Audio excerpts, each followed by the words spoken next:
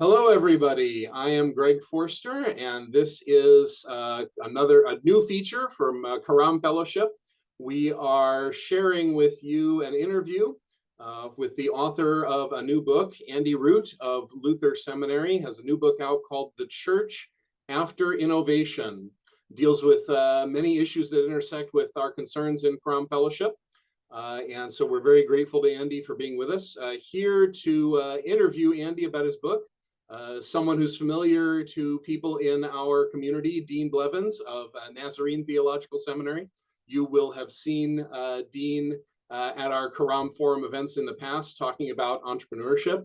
And in Karam Fellowship, we want to explore how the church can serve the flourishing of God's world in the best possible way.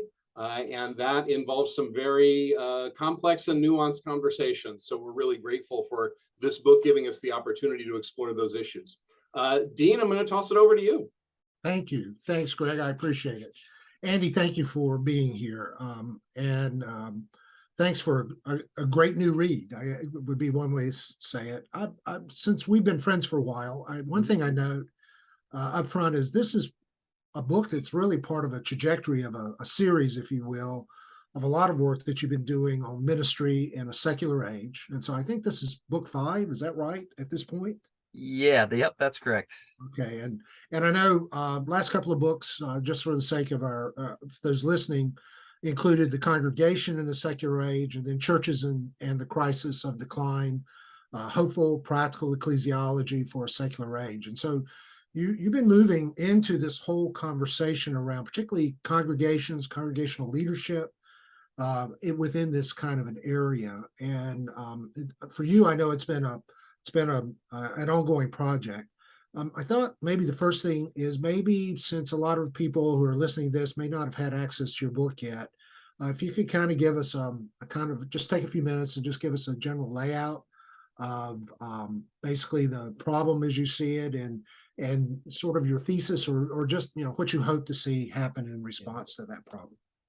Yeah, thanks, Dean. First, it's always fun to talk to you. So I'm really looking forward to just catching up with you and talking about these big ideas. So yeah, this book is really, all 5 of the books there's not really a systematic overview to any of them. There's really no reason why, say, book 1 picks up on faith formation and then the identity of the pastor, and then, as you said, the congregation, and then looking at decline.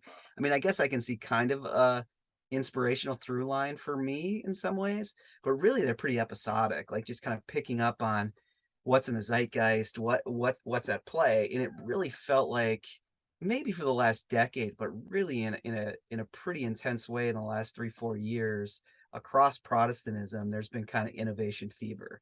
That innovation has just popped up everywhere, from my own school, my own seminary that I work at, to congregations, to across all sorts of denominations that I visit, and denominational leaders, to even camps, and then of course endowments and funding agencies. Everyone's kind of talking about innovation, and I guess I'm just kind of the weird person who wants to know, all right, what are we really talking about here, and what's at stake? And part of the kind of underlining emphasis of the 5 books is that there's certain ways that following Charles Taylor and others, that our imaginations have certain things, and particularly moral frameworks, that get infiltrated into, or kind of come into, our imaginations without us really knowing them. There's all sorts of kind of unthought realities. And so this is really an exploration, a thought experiment, if you will, on what are some of the unthought realities, or what are some of the moral horizons that get brought into our innovation fever, and what are we really talking about in innovation? Where did it really come from? And why is it everywhere, I guess, is really what's going on there. So that's the back of it. I can talk more, Dean, about what I try to accomplish, but I don't know if you want to follow up on that. Well, let me just ask. I mean, so I know the focus is on innovation, but the way you start the book, which I think is helpful, is that you do sort of acknowledge through Luther and through the Reformation a sort of value for work, Yeah, which is a major concern for the constituency that are listening to this. mm-hmm. And then you do understand that from Luther's perspective, work really reflects a devotion to God. Mhm. But I think as you kind of begin your project, you start talking about how that goes awry. Yeah. And the first half of the book seems to be more of a kind of a cultural, historical cultural critique of how that gets shifted. And then the second half of the book really picks up the term innovation Mhm. more specifically. So, can you, for the sake of the readership, can you kind of lay out what you were hoping to accomplish in that first half and how that Yeah. then frames this conversation around innovation and creativity? Yeah, well, Dean, my problem is that I'm addicted to genealogies and these big these big motifs. So I sometimes feel bad for the reader because I have to step back and try to ask, all right, where did this come from? And I do want to make the assertion that I rarely hear out in the church or rarely hear denominations say that innovation is linked up with a kind of form of capitalism. And so we should be aware of that. And that again doesn't mean we should be anti-capitalist or that we should be against innovation, but we do have to be aware that innovation doesn't come from nowhere. And so I do really tie this to work because I think kind of innovation fever comes to the church through certain conceptions of how one works within our society. And for Protestantism, across America, particularly North America, to have innovation fever in some ways makes complete sense because I think Protestantism, especially in its Reformed categories, I mean, maybe Lutheran inspired, but for sure in kind of the Reformed imagination, Right. work has had a really important place within it. So if we follow Max Weber, which there's plenty of critique to Max Weber, Weber really wants to really believes that capitalism can only come about through belief, and it's a certain form of belief, particularly belief in God, that would bring this kind of action into the world of capitalism, where you need to work extra hard to get a little extra, and that making an extra is really important and investing that extra is important. And so the part of the devotional life of the Reformation, coming out of the Reformation, was how you worked now mattered. It deeply mattered. And it's not to say it didn't matter in the medieval period, but it wasn't so tied to God's economy. As Charles Taylor kind of says, there was kind of a choreography of people living at different speeds during the medieval period. So that didn't mean work was kind of equalized under God. Some people really worked for God. They were the praying class who spent most of their time in monasteries, but the rest of the laborers were just to kind of support, in some ways, were just to support that praying class. And of course, there were others who protected the realm and actually, at times killed for God, and they were the knights and others. But the Reformation really equalizes all work. And Luther and then both Calvin kind of say, what you do at work really matters, and you do this before God. And so the metaphor I kind of use is that it was from belief and from Protestant forms of believing in God and believing that you're living under God's precepts, God's commands, that belief filters out into how we work. But something kind of crazy's happened in the secular age, or something we should be aware of, which is a certain form of work has now kind of backflowed back into the church and has started to qualify what's good ministry. So this certain form of work that's now had this long history of becoming disconnected from God is filtering back in. And we're saying the best pastor has to be an innovative pastor, that we have to really think about our churches as entrepreneurial. And again, I don't want to be opposed to that, but I want us to be aware that this comes with all sorts of different kind of secular kind of forms. And one of what I try to trace at the beginning of the book is that capitalism, for good or for ill, fundamentally has a contradiction within it. And just a little bit of work historically shows that. I mean, it's a fundamental contradiction that the people of God's free grace would feel like we have to work really hard. Like the Protestant worth ethic comes out of free grace, works don't matter. Like that's a weird kind of contradiction that works there. And the way you would balance that contradiction is that you worked really hard, and you were a priest now. We were all priests, all the priesthood of believers. And that was balanced by you were doing this before God. But how that kind of gets secularized in that contradiction of capitalism gets balanced outside of direct engagement with God, with direct kind of consciousness that you're doing this in obedience to God, is really interesting. And I'm really drawing on Daniel Bell's work, the Harvard sociologist, who talks about the cultural contradictions of capitalism. And he's particularly talking about middle 20th century, really in kind of this ends in the late 1970s, where the worker, the kind of leave it to beaver, ward cleaver worker, had to be a kind of puritanical, Protestant work ethic person at work and a hedonist at home. So you had to be all of kind of balancing those things. The kind of mass society post World War II needed you to buy a car and get a new washing machine and take your kids to a new open Disneyland. And you needed to be a hedonist at home, kind of living for pleasure, but at work, you needed to be very, very puritanical, always kind of doing your duty, doing your job in a very kind of organized way.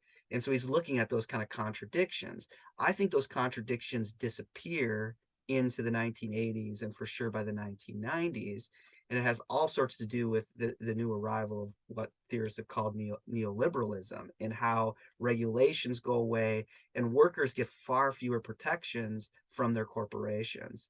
And that allows companies to grow. It allows for discourse about business to become really significant. In many ways, it makes the business person a kind of hero of our culture into the mid 1980s. The idea that you could, be Steve Jobs and just create something in your garage, and then within 5 or 10 years you could take down IBM, like that kind of trajectory is just an amazingly captivating one.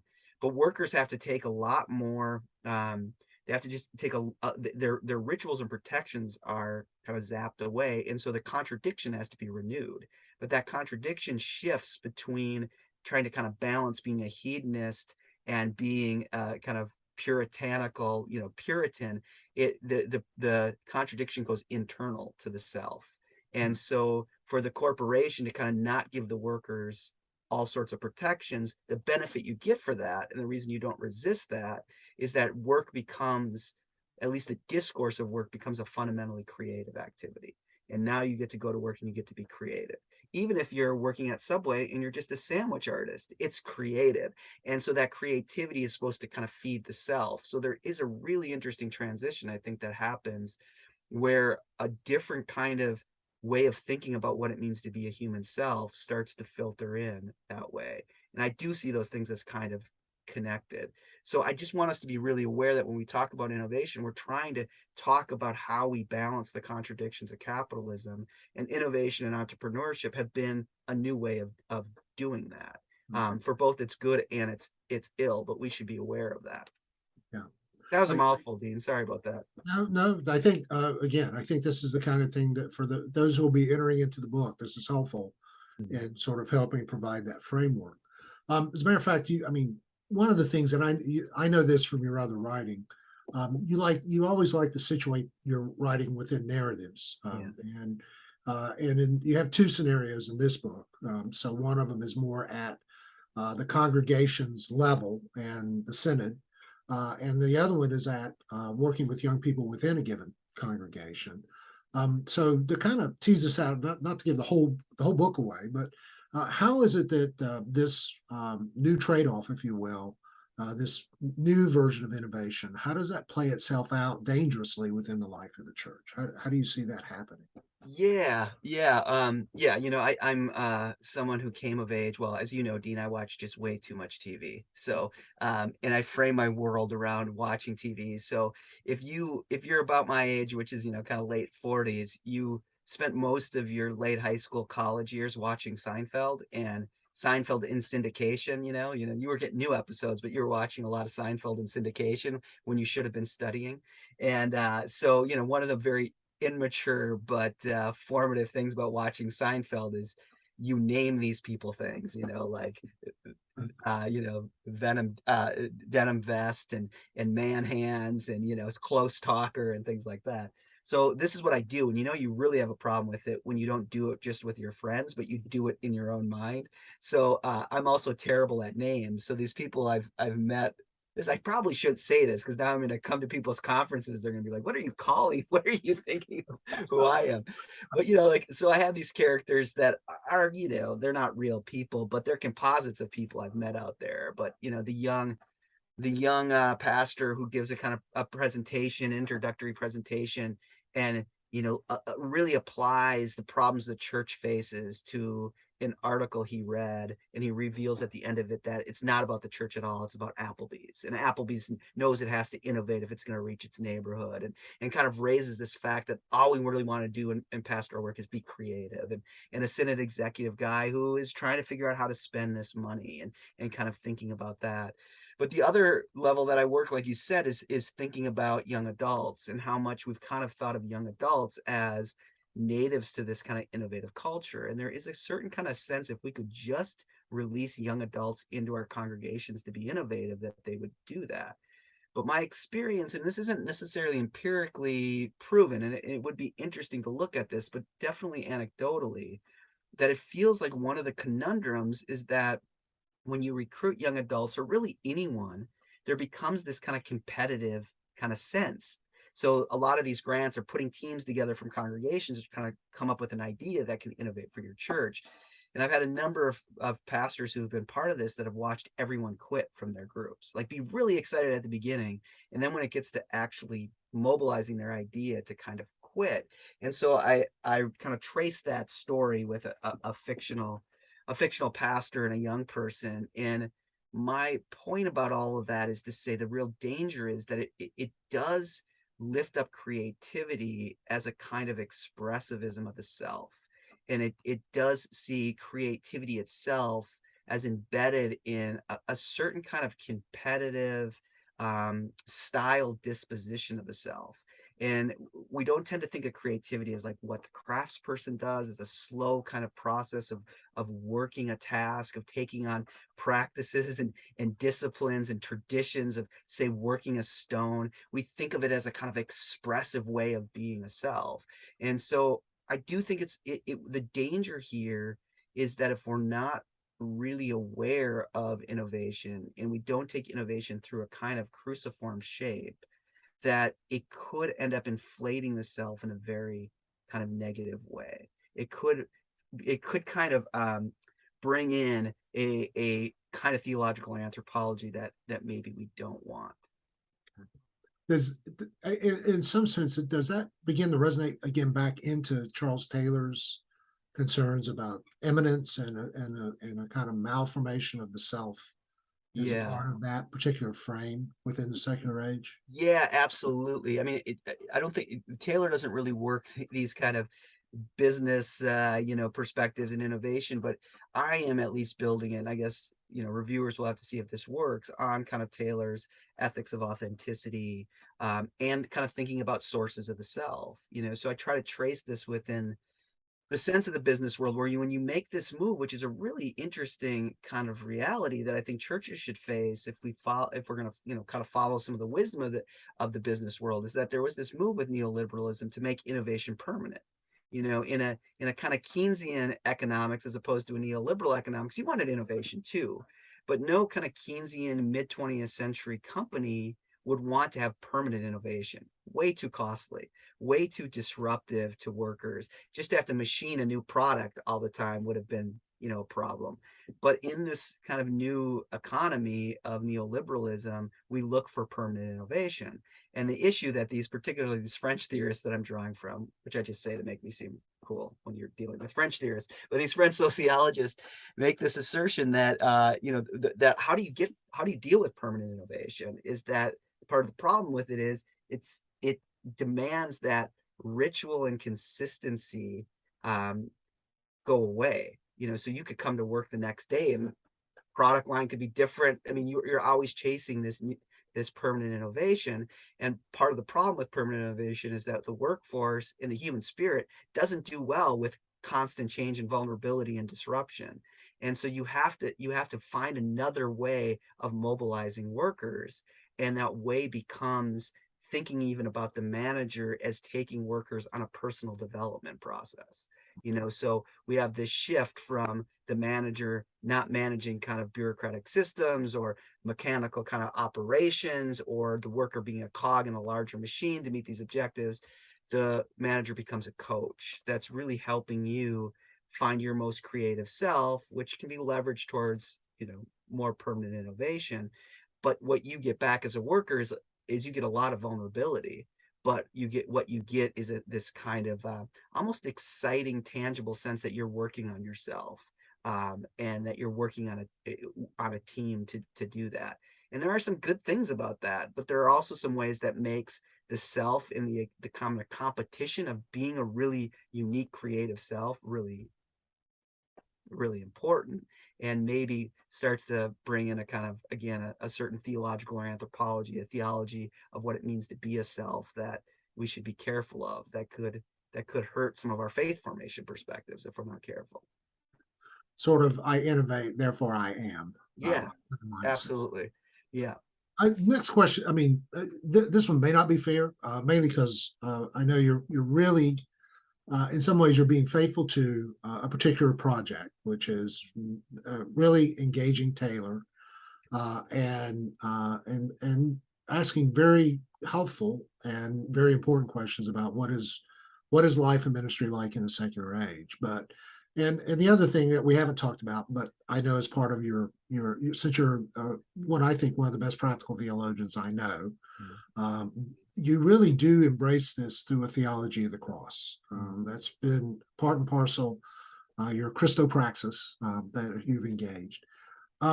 If you had to work with other either philosophical categories or theological categories, would that change any of the perspective that you're and how you're approaching this work? That may, again, it's not fully fair to ask that, but Yeah, it's no. kind of getting at what drives the writing from that standpoint. Yeah, I mean, that's a really good point. I mean, I think in many ways, what's the real payoff of this project, and also then probably maybe narrows its purviews, is thinking about the self and thinking about how the self functions. So there could have been another way of imagining this. And for instance, I follow this German thinker named Andras Retzfix, who wrote this really captivating book called The Invention of Creativity. And I try to even locate that, but there could have been a way of thinking. This does start to focus on what we say with the creed. It focuses on the second article, on the cross. It could have been different to focus on the first article, thinking about God as creator and God's own creativity. I give a little bit when I talk about the difference of the medieval imagination, which you sometimes hear like, well, the church has always been innovative, and for instance, the French abbot, Chiguet was really into innovation because he creates all these cathedrals, and Bernard, with what he did with his monks, was really an entrepreneur. And in some sense, that's true from our social location, and we could learn things from that.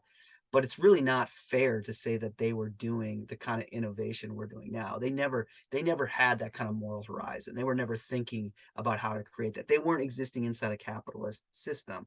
But I could have taken steps to think more about creativity and think about how creativity functions. And I do think that will be one of the challenges for certain readers is creativity is so deeply ingrained in us as a good.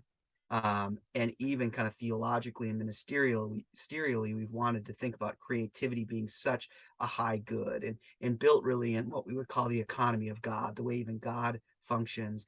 That for me to be critical of it at the beginning of the book, I think will be hard for some people. And in the preface, I say, hold on a little bit, just get to chapter 7 before you really, really hate my take on creativity. So there could have been a different way of dealing with that. That could have maybe functioned differently. I'll say it. It's not, again, it's not given as a major critique of the work, so I want you to hear that. But the kind of hang on, even in your preface, when you're like, I'm still working on this. Yeah. Kind of reflection. The way you sort of posture entrepreneurship, even for someone who engages in entrepreneurship education, to situate that within basically neoliberal corporations. Let's just use that. So it's kind of the phrase I've heard is "mama," thinking about Meta, Amazon, Alphabet, Microsoft, and Apple. So that kind of thing. The entrepreneurship I've been involved in is primarily through foundations. They're more interested in starting new ventures, everyday kind of folk trying to find a new way of rethinking their lives through it. And even in that point, they tend to concede not everybody is an entrepreneur. Famous dictum is that out of I think it's 100 people, only 3 might lean into entrepreneurship. So the other 97 are really part of the ecological system that might support them over time. So I would agree there'll be some people who, when they first start reading the book, they just need to get to 7 to start to see where that kind of creative turn is from that standpoint. Yeah, Hope that makes sense. yeah, absolutely. And that's why I tried to really embed it in work, like the way work functions. I think there's other ways that have kind of not have had such a heavy competitive capitalist kind of locale that can do entrepreneurship and even think of innovation in different ways. But Dean, you just know my personality. I'm just skeptical that without thinking about that and putting that through some kind of theological discussion, that just happens. So too often I hear pastors and synod leaders and others say, well, that's not what we mean. We don't want this kind of competitive kind of thing, but yet you kind of still are holding up as the high good a certain kind of Silicon Valley innovation. Yeah. It doesn't have to work that way. And I try to be really careful in the book, maybe for self-preservation in some ways, of saying I'm not against innovation or entrepreneurship, but I do want us to recognize that it's very hard for us to not be kind of colonized by certain capitalist forms. And we should look at those. And there is a kind of Lutheran sensibility here where I am grabbing from Luther the sense that sin is a kind of curving in on the self. And if we're not careful with taking innovation into our forms of ministry, it can kind of perpetuate that, it's all about your own singularity. It's all about uniqueness. We're all competing for that. And that's what I've seen with these young adults in these kind of initiatives, is they start to feel really competitive, and it becomes easier to bail than have to face the fact that they may not be the kind of self they wish they were. And I think we have to be careful of that, I think. I hear that. And I mean, the seductions, I think the strengths of anything bears its seductions, and those seductions sometimes are equally dangerous, if not more so, from that standpoint. So, well, you've already almost answered this question a couple of times, so I'm just going to do this as a way of wrapping up our conversation together. Is if I know this is an ongoing conversation for you, has been now. Mm-hmm. So what do you hope will happen as people finish this text? I mean, where do you see the reader responding to the work that you're doing?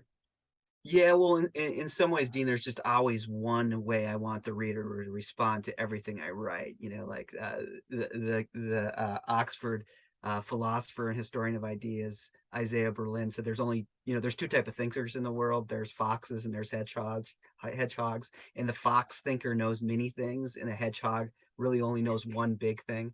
And I'm most definitely a hedgehog. It's always just one thing, which I want to lead people to be attentive to a God who acts in the world, and aware of that.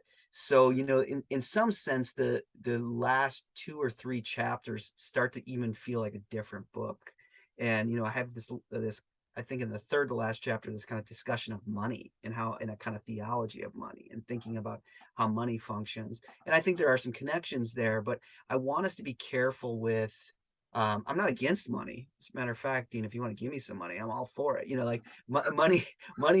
Money's fine, but there is a certain way that money kind of leads us to think of growth in a certain way. And I want us to kind of be aware that we have to be aware of the way money can kind of even function as God in a certain sense, which of course the biblical text has been very aware of warning us about.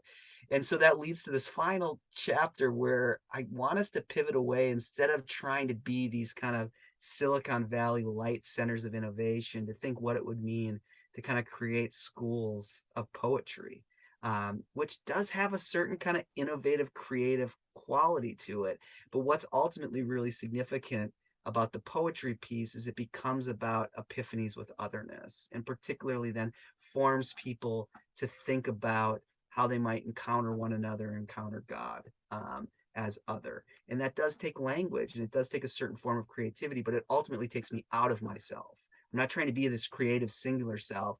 I'm trying to almost get out of my own way so I can be pulled out of myself to have an encounter with something outside of me.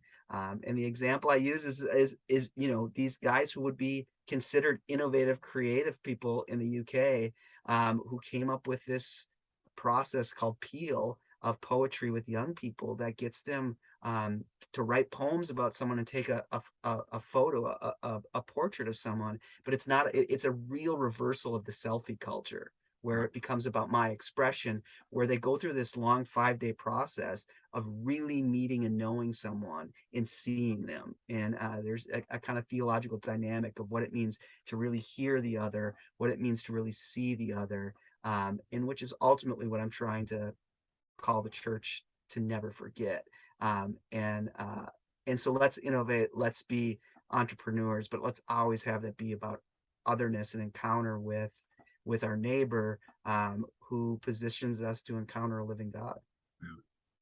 Amen to that. And I will say that last turn in the book, including the Rhineland mystics, is worth getting to that point in the text. So I'll leave that as a teaser for those who will read the text following this. Andy, thank you. Thanks for taking the time out. And Greg, back to you. Thank you, Dean, and especially thank you, Andy, for being with us and for writing this provocative book. Folks, Karam Fellowship is the place to be for the big, tough conversations about how the church can do these things well in the world and wisely and with prophetic independence. So join us if you can on November 17 and 18 at Karam Forum in Denver, where we'll be talking about how we as theological educators can seek formation in our own sense of calling and in our own work. How can we live sustainably in the new environment where so many new demands are made of us? How can we rethink our own sense of vocation? We'll also be hearing from Helen Young Hayes, a business person who left top-level Wall Street investment fund and has founded a business that hires formerly incarcerated people and other people from the margins and mentors them into sustainable work. So Denise Daniels of Wheaton College will be interviewing her about how Christians can rethink the cultural scripts that we're handed about what goes on in the world of work. So join us for that, and keep watching your email inbox for other opportunities to be part of Karam Fellowship. And thanks for your support.